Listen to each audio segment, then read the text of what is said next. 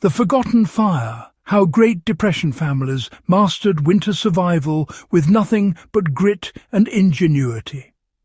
When the Great Depression hit, winter wasn't just cold. It was honestly brutal.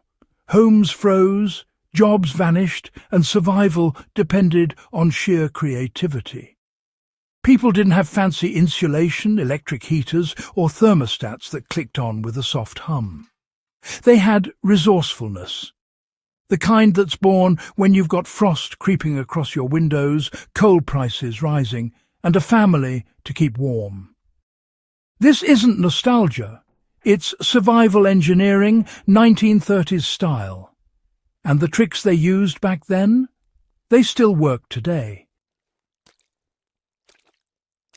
Let's step into the heat hacks of a generation that didn't waste a single spark of warmth. They turned their homes into heat traps. Grandparents from the Depression era understood something we've mostly forgotten. Heat is a guest that likes to leave fast. So they found clever ways to make it stay. Homes back then were drafty. Thin walls, single-pane windows, and gaps wide enough for the wind to whistle through. So what did they do? They became insulation artists. They'd hang thick quilts or old rugs over windows and doorways, trapping warmth like a cocoon. Newspapers were crammed into cracks between floorboards and window frames. Cardboard was tacked onto walls behind beds, creating a simple but effective thermal barrier. Some even nailed blankets to ceilings to hold rising warm air closer to the living space. It wasn't pretty, but it worked. And here's the thing. This principle is timeless. If your heating bill today makes your wallet tremble, try layering thermal curtains, sealing drafts with fabric rolls, and closing off unused rooms. That's not just frugality, it's physics. The kitchen was more than a place to eat, it was a furnace. In most Depression-era homes, the kitchen wasn't just the heart of the house, it was the engine room. The wood-burning stove or coal range served triple duty: cooking, heating, and drying clothes. Families would gather round it, sometimes even sleeping nearby during the coldest nights. They cooked slow meals that released warmth and steam. Soups, stews, and fresh bread. Each pot pulling double duty as both food and heat source. Kids would warm their hands near oven vents, and drying racks suspended above the stove kept damp clothes from freezing stiff. Want to apply this today? On cold winter days, cook more from scratch. Bake bread, roast vegetables, or simmer chili for hours.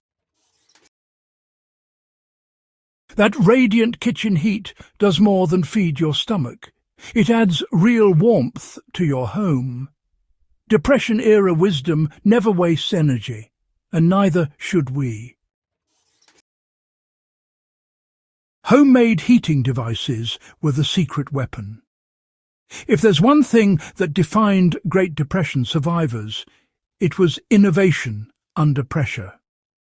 Store-bought heaters were rare luxuries, so people engineered their own. They built hobo stoves from tin cans, stacking smaller cans inside larger ones, poking holes for airflow, and burning small bits of wood or coal inside. Farmers crafted heat reflectors from metal sheets to bounce warmth into the room. Even clay flower pots became heat amplifiers. A few candles beneath an inverted pot turned into a tiny makeshift radiator that could keep hands warm in a small room.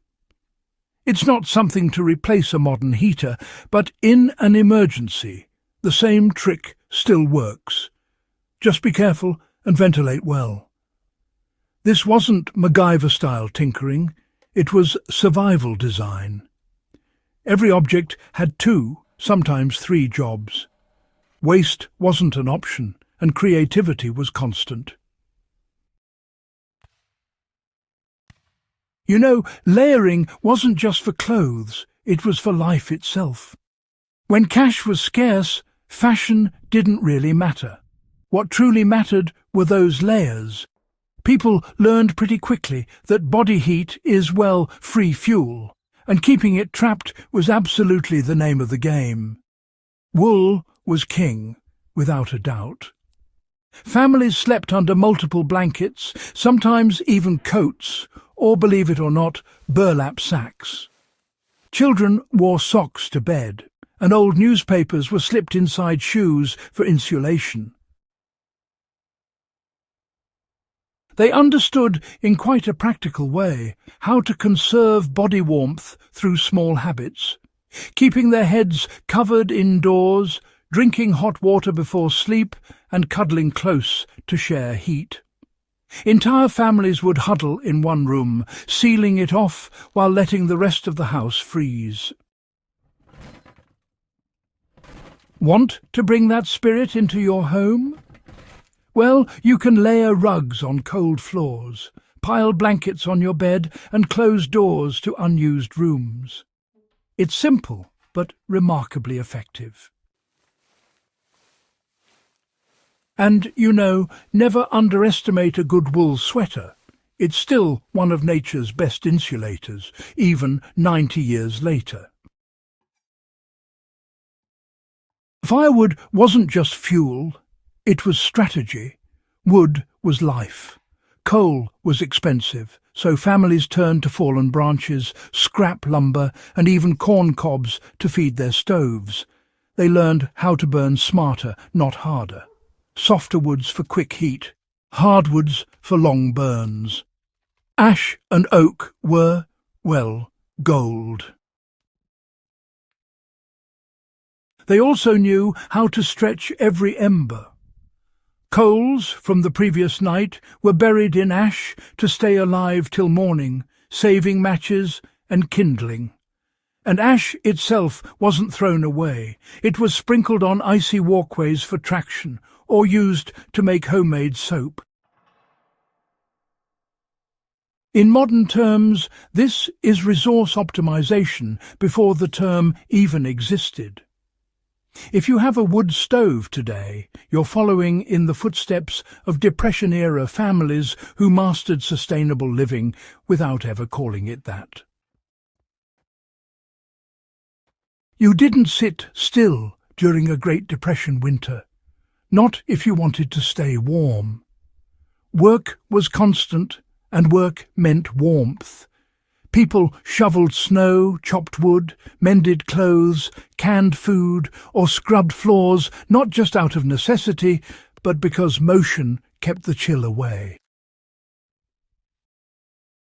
Even indoors, they'd pace while reading, knit while talking, or scrub until the sweat erased the cold. Movement was medicine. Today, the same rule applies. If you're cold, move. Do the dishes, sweep, stretch, or walk. Your body is a 98-degree furnace that just needs to stay fired up. They warmed each other, literally and emotionally. When survival depends on community, warmth takes more than fire. Families gathered close, neighbours shared coal or kindling. People took turns hosting gatherings in the warmest homes. During the Great Depression and into World War II, this sense of shared resilience turned bitter winters into something survivable. Isolation was the enemy. Warmth came from togetherness. And maybe that's the lesson we most need to revive today. Comfort doesn't always come from central heating.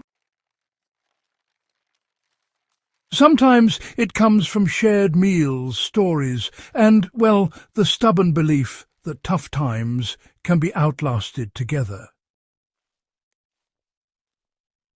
The Great Depression generation didn't survive winter through luck. They survived it through discipline, creativity and unity. Their homes became, laboratories of human endurance. Every ember was earned, every degree of warmth protected like treasure. And in a world that's grown, perhaps, a bit too dependent on convenience, their lessons are more relevant than ever. Whether you're a history buff, a prepper, or just someone who appreciates old-school ingenuity, remember this. The people who built the modern world did it with cold hands and warm hearts. If you learned something new from this story of survival and grit, don't just scroll on. Subscribe to HistoryHQ and share this with someone who loves discovering forgotten knowledge. Let's keep these timeless skills, and the spirit behind them, burning bright.